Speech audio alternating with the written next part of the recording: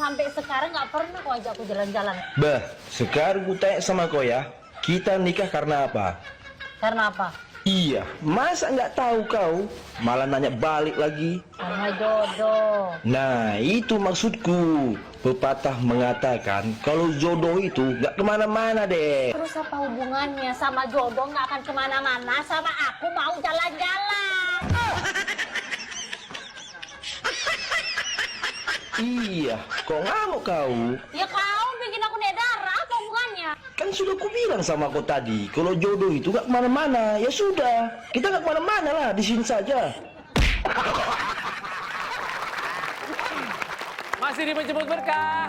Bismillah. Bang Bro, jodoh nggak akan kemana. Iya, itu kan ungkapan yang harus perlu sesuatu yang jeli. Ibu-ibu ini, ya perempuan itu dibesarkan dalam perasaan. Laki-laki itu dibesarkan dalam akal pikiran. Sehingga laki-laki itu rela berjuang untuk keluarga sekalipun harus banting tulang. Makanya kalau ada laki-laki yang tidak mau kerja, yang ditanya adalah pikirannya. Lu nggak mikir bang? Otak lu di mana? Nih anak, nih gue, belum belanja. Tapi kalau perempuan, karena besarnya dalam rasa, disitulah kesempatan laki-laki bermain kata. Karena perempuan tidak akan pernah sanggup dengan kata-kata yang membuatnya jatuh. Bisa Dalam pujian, sanjungan.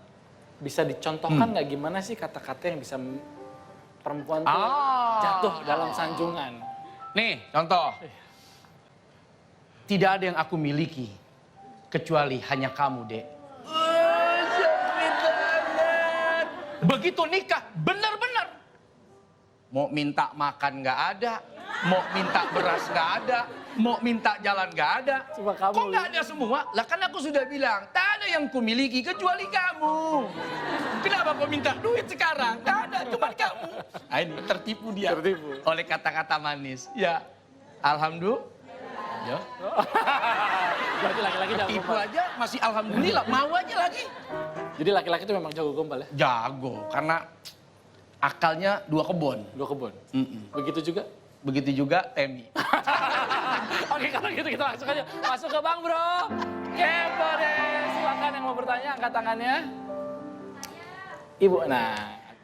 Assalamualaikum warahmatullahi wabarakatuh. Salam. Saya Siti Maimunah dari Majelis Taklim Asyirot Kampung Cihoya, Cisaeng, Bogor. Bang Bro, saya mau bertanya. Adik saya kan lumayan sudah cukup berumur, tapi yang ngedeketin dia ya lumayan ada gitu Bang Bro.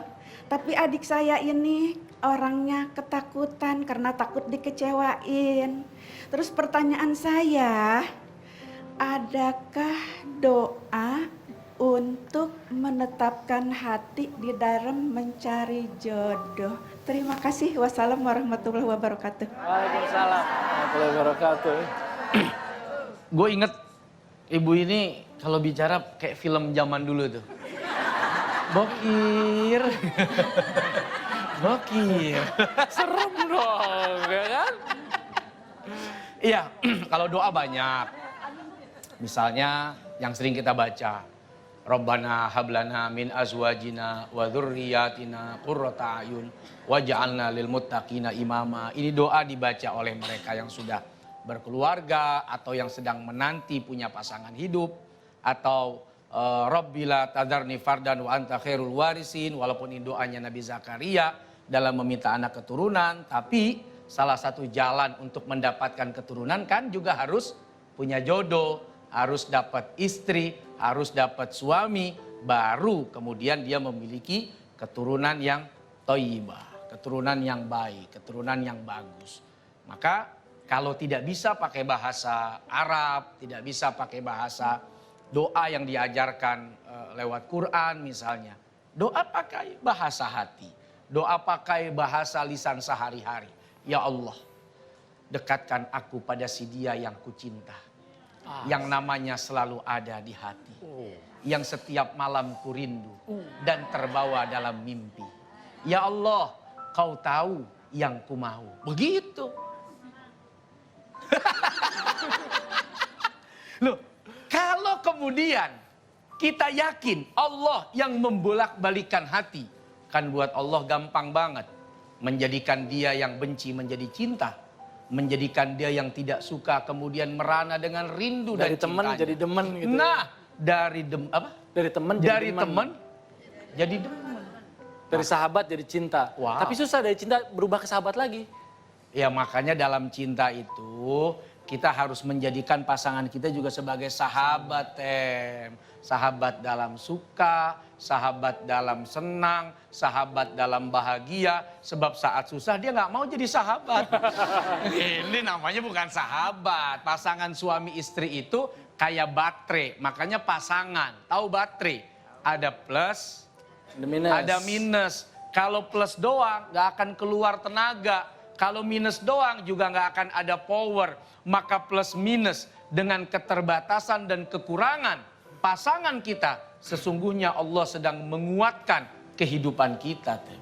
Saya itu ketika waktu menikah sama istri saya bilang sama ibu saya, kakak mau menikah. Saya kan dipanggil kakak di rumah.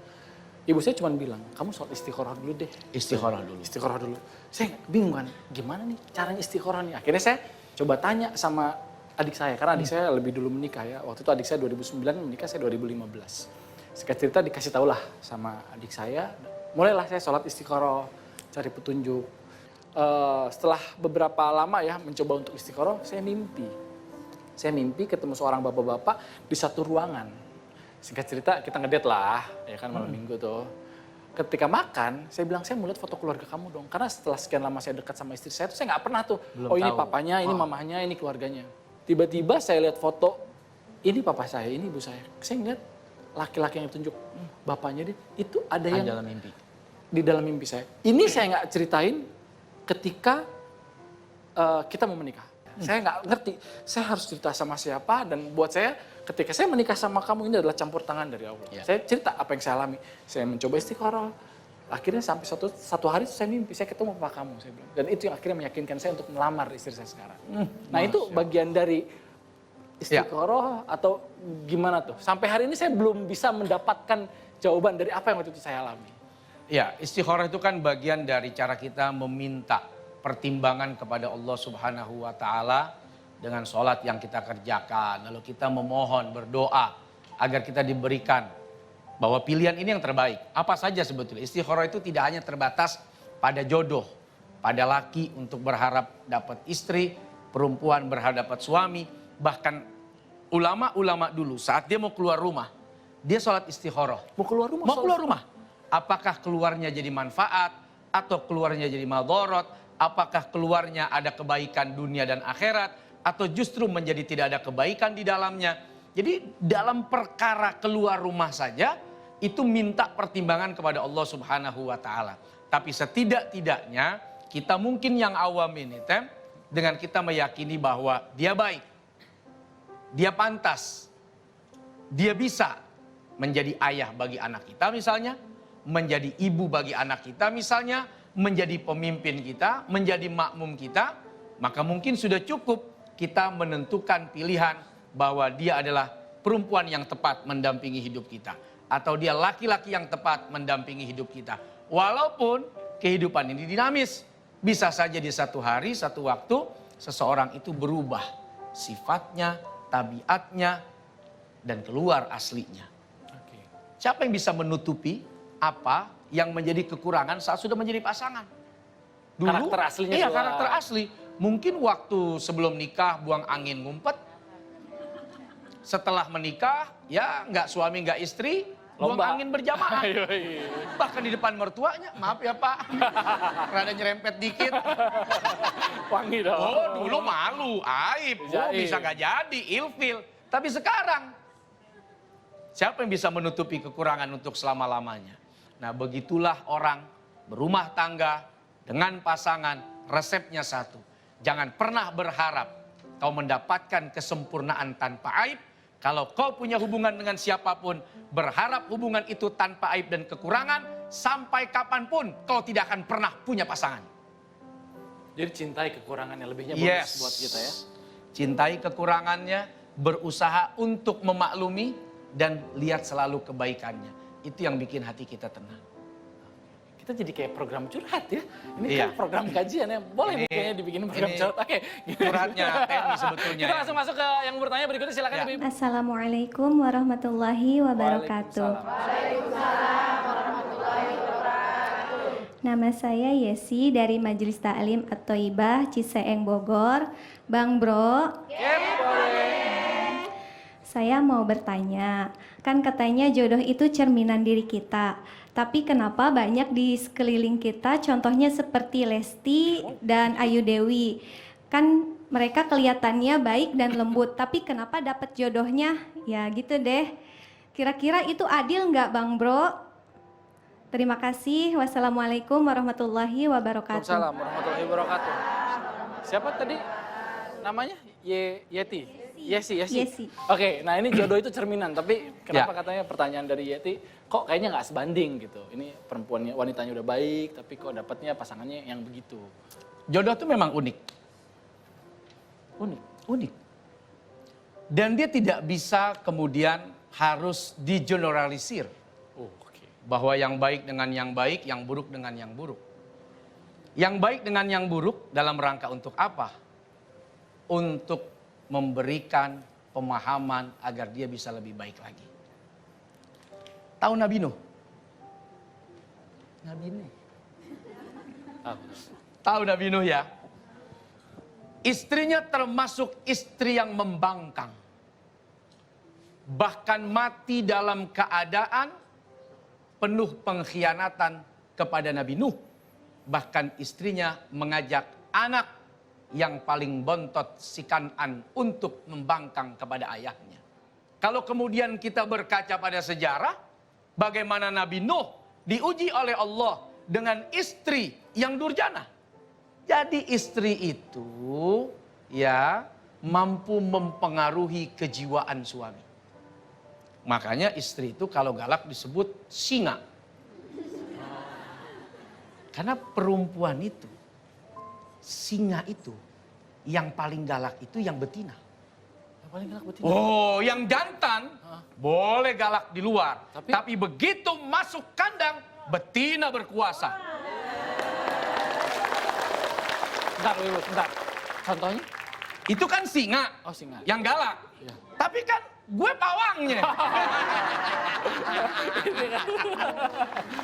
Kalau yang di rumah, pawang buaya. Ini pawang singa. Oke. Dan hati-hati sama singa. Nggak boleh lapar dikit, pawangnya ditelan. Oke, menarik nih kalau kita ngomongin soal jodoh dan jangan kemana-mana, tetap di Menjemput Berkah. Bismillah.